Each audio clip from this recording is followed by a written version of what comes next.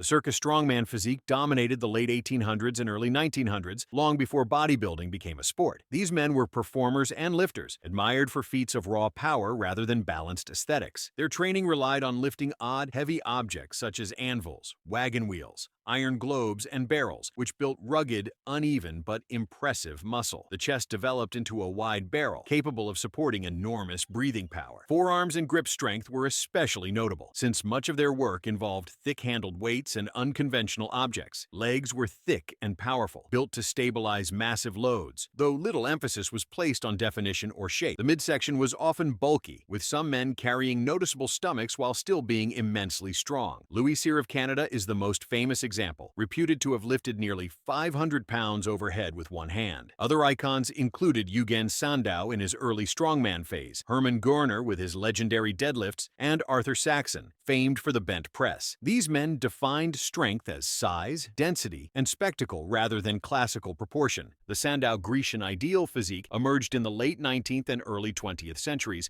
shaped largely by Eugen Sandow, who is often called the father of modern bodybuilding. Unlike the circus strongmen, Sandow promoted a body based on proportion, symmetry, and aesthetics rather than sheer bulk. He studied classical Greek and Roman statues, measuring their proportions and developing a formula for the perfect physique. This meant broad shoulders, a narrow waist, muscular but not oversized arms, and balanced development across the body. The goal was harmony and beauty, not maximum strength. Sandow's physique was lean, well-defined, and athletic, making him one of the first men to bring a sculpted body to public attention. His popularity skyrocketed when he toured Europe and America, performing strength acts and also posing as if he were a living statue. His influence spread rapidly, inspiring countless men to copy his system of training and measurement charts. Other figures, such as George Hackenschmidt and Bobby Pandor, also leaned toward more proportionate builds influenced by Sandow's ideals. This era created the first true bridge between muscular strength and physical beauty, setting the stage for bodybuilding competitions to come. The wrestler's physique, epitomized by George Hackenschmidt in the early 1900s, combined raw strength with athletic functionality. Hackenschmidt, known as the Russian Lion, was both a professional wrestler and a weightlifter, and his build reflected the demands of grappling and explosive power. Unlike the bulkier circus strongman, his body carried a balance of size, mobility, and conditioning. His torso was wide and thick, with powerful lats and a chest built for leverage in holds and throws. His neck and trapezius muscles were especially prominent, a necessity for absorbing impact and controlling opponents on the mat. The arms were muscular but not oversized, shaped by compound lifts and wrestling maneuvers. Legs were heavily developed, giving him the stability and drive to execute explosive takedowns. Hackenschmidt trained with barbell squats, which at the time were revolutionary, and became one of the first lifters to popularize them. His style influenced other wrestlers and strongmen, such as Frank Gotch and Stanislaus Zbyszko, who displayed similar robust builds. The wrestler's physique emphasized brute functional power with enough muscularity to impress visually, marking a distinct step between pure strongman bulk and the more refined bodies that followed. The old-time gymnast physique developed in the late 19th and early 20th centuries, shaped by men who trained with bodyweight movements rather than heavy iron.